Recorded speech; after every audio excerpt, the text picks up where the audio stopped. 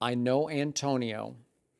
I like him a lot. He's really a good young man. He is. But he's a young man, and this was a really bad idea. And I don't know if he knew exactly what he was doing at the time, but he might get punished enough without his coach punishing him, because he might get punished by the Patriots next Sunday in Foxborough, because I will promise you, Bill Belichick, maybe as we speak, is showing the entire Facebook Live to his team, because you can hear Tomlin in the background. And just to be specific about it, I'm not sure Antonio gets what happened on his Facebook Live, because he's not participating in the post game, which is around the corner from him. He's in a wing on the locker room, which is kind of disrespectful to the coach in and of itself. Makes it even worse, right? Yes. But I don't think he got that the sound would carry far enough to go live to his audience on Facebook. Did. That's why he did it. You think so? Absolutely. Because he keeps talking during Tomlin, which is disrespectful, but he keeps talking to his Facebook crowd.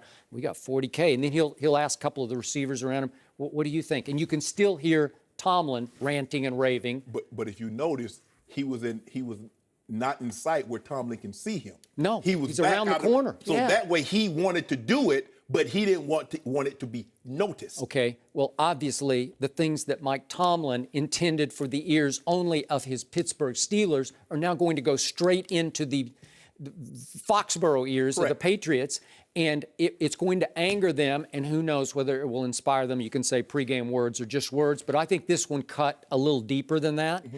And if I'm Mike Tomlin, I would call my team together today, and I would call out Antonio in front of the team, because the great irony was that while Antonio was engaging in a self-promotional me thing, Tomlin was talking about how we need to pull together and unite against those bleepity-bleeping Patriots, and let's keep it in-house. And you can hear a couple of the team leaders chime in and say, keep cool on social media. And then another one pipes up and says, it's a lion's den where we're going into this week. Keep your mouth shut and let's play Steeler football. And as they're saying it, Antonio is projecting it to the world and to the Patriots. It's like the ultimate betrayal, which, again, do I think that Antonio meant to betray his team? Yes, he did, absolutely. Would you think so? But it's not like conscious thought of... Skip, when you do Facebook Live, you know it's unedited. Know it's anybody that follows Skip Bayless on Facebook, they can hear and see what Skip Bayless is doing. You can't take it back. And you want them to hear and see what Skip is doing. When you have Hazel and she's running around, you want people to see that. Skip, I don't know what the max punishment or the penalty that a team can impose on a player. Maybe it's $50,000, but I would find it for conduct detrimental to the team, not for the bulletin board material, because I can care less about that, because they're going to have to play the game on Sunday, regardless whether you say a little or you say a lot. It's the uncomfortable position you just put your head coach in at the annual coaches meeting. When they have to come to the middle of the field and talk before the game, how's that conversation going to play out now, Skip? Now, look, do I think Mike Tomlin is the only one that feels this way about the Patriots and Coach Belichick? Absolutely not. But to think it is one thing, but to hear it is something entirely different. See, I'm a firm believer, Skip, that sometimes the punishment, because what Antonio Brown did, his fate is already sealed.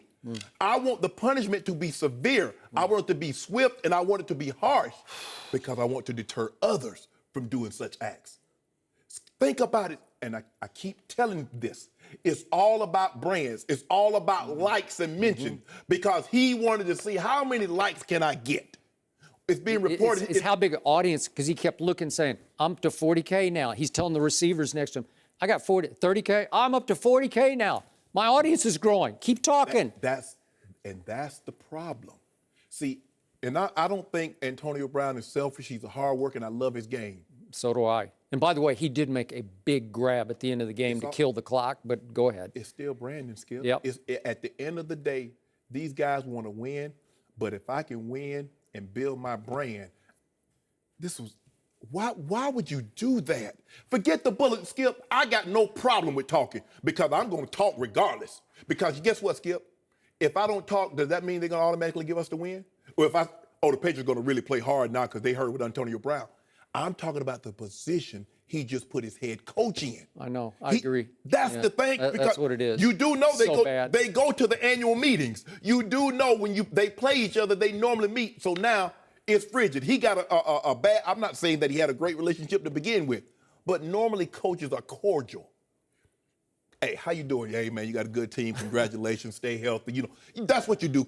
You don't, now, I remember Dan Reeves, when I was with the Broncos, we played the Bears. Well, obviously, Mike Ditka was with the Dallas Cowboys. Mm-hmm. They were on the same team. I was there. They were on the same coaching staff. Mm-hmm. So, they spent a lot more time conversing. Obviously, like on late Saturday nights, but go ahead. Right. Yes. They spent a lot of times conversing. Mm-hmm. I don't know the type of relationship that Mike Tomlin has with a Coach Belichick, but it's a lot different it's going to be a lot different this Sunday than it was in the previous times they played. So he pulled back the curtain and exposed the innermost thoughts of his head coach to the world. And I thought back, I was thinking of you when I heard this early this morning, because, again, this is only in America in 2017, millennial sort of behavior as you talk about. But can you imagine, what if who was your best receiver in 2000 Ravens? You didn't even really have one. Well, we didn't never say Rod Smith or Terrell Davis. Okay. Let's just say for Terrell Davis. But I was thinking of you and Ray in the locker room. What if somebody had been able to have this technology in his hand and had done this to your team before a big playoff game, an AFC championship game? What would you and Ray have done? We couldn't have done anything, because you know who was doing that stuff? Brian Billick, and he was waiting for the cameras to come in there. That was him. Wow. See, Brian had a different philosophy. A shot at Brian Billick? No. He said, guys, I don't care what you say. He said, now, when you put it out there, you better show up and play on Sunday. He said, say whatever you want to say. He would wait till the cameras to get in there, and he would find But he wouldn't take shots at Bill Belichick. No. He was like, now, look, everybody knows there's no love lost between him and Jeff Fisher. And every chance he got, okay, I got that. He would make sure. Fine. But you know what? When you got Ray Lewis and Shannon Sharpe on your side backing you up, you can probably talk pretty big and bad. Exactly. But Skip, for me, and that's the only thing I'm saying. Like I said, I didn't really get into bulletin board talk, because I remember we played the Steelers. They had beaten us the first time. In '97, they had beat us in that season. So we had to go back there for the championship. Mm-hmm. And they talking about, well, anything they say, because I was obviously, we're going to see what Shannon Sharpe has to. I said, I tell you what, I'm going to show up and I'm still going to talk, because I don't know what might happen. So I'm going to show up and play, and we'll see what the outcome will look like this time around. See, what I have to say has nothing to do, but I never wanted to put Mike Shanahan, my head coach, in an uncomfortable situation with another head coach, because guess what? At the coaches' meetings, at all these meetings that they go together, how is that relationship going to be moving forward? Because, Skip, if I know how you feel about me personally, because remember, Skip, you're at your 1,000% authentic self when you're in the confines of a place that you feel comfortable. Yeah. Mike Tomlin feels comfortable in the locker room. He feels he can say whatever he wants to his team, and it doesn't leave there. And by the way, does any head coach have a deeper connection to his inner core of players than Mike Tomlin? No. That's why you're exposing something that is precious to me. It's a deep connection, a bond that team has, and you put it out on Front Street? Really? Wow.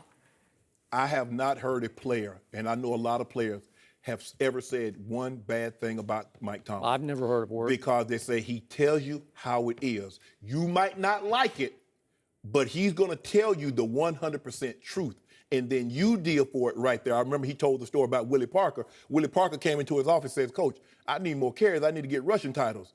He said, when I look up there, I see five Lombardis. I don't see any Franco Harris rushing titles up there. That's what it's about. It's about team first. But I'm so disappointed, not because of the bulletin board. I'm disappointed in Antonio Brown because of the position he put his head coach in. He did, moving and forward. I can't get over the fact he's not even participating in the post-game get-together. This intimate sort of thing is going on around the corner, and he's on Facebook Live, not even listening to his head coach. If that's Dez Bryant or Odell Beckham doing the same thing, what would we say today, Skip? Here they go again.